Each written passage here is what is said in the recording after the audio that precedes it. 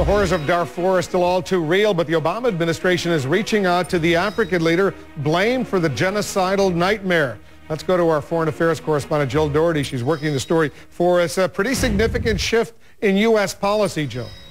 It is, Wolf. And, you know, the State Department, however, is still calling the situation in Darfur genocide. But it says that it's no longer that organized violence against civilians that it was a year ago. And that opens the way for a new policy. Secretary Clinton says that she is realistic about the hurdles ahead, but that it's vital, it's urgent to act now. President Barack Obama stretches out his hand again. This time, engagement with the government of Sudan's President Omar al-Bashir, indicted by the International Criminal Court for genocide and crimes against humanity. It's a softer approach from what candidate Obama was pushing. We'll lead on ending the genocide in Darfur. That should be part of our leadership. The new strategy unveiled by Secretary of State Hillary Clinton, pressure and incentives. Words alone are not enough.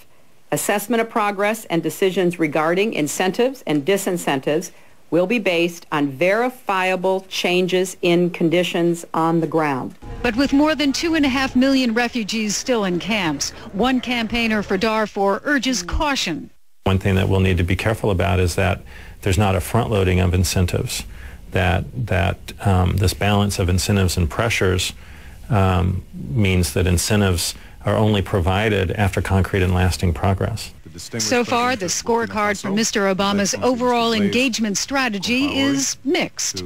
With Iran, tensions continue, but Tehran is promising UN inspectors can visit its recently revealed secret enrichment facility, and it will ship out uranium for enrichment in Russia.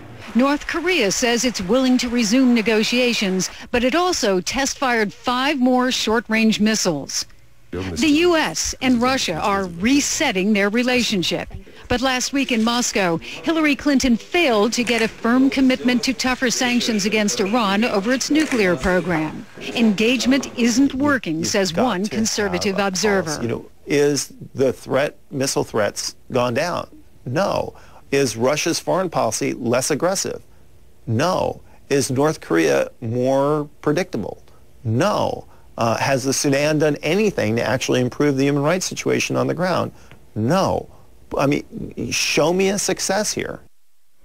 But here at the State Department, they say, give us some time. There's no guarantee of any success. But if it ends up in sanctions, they claim that engagement has won them a lot more allies who will support those sanctions. Wolf? Jill Doherty at the State Department for us. Thank you.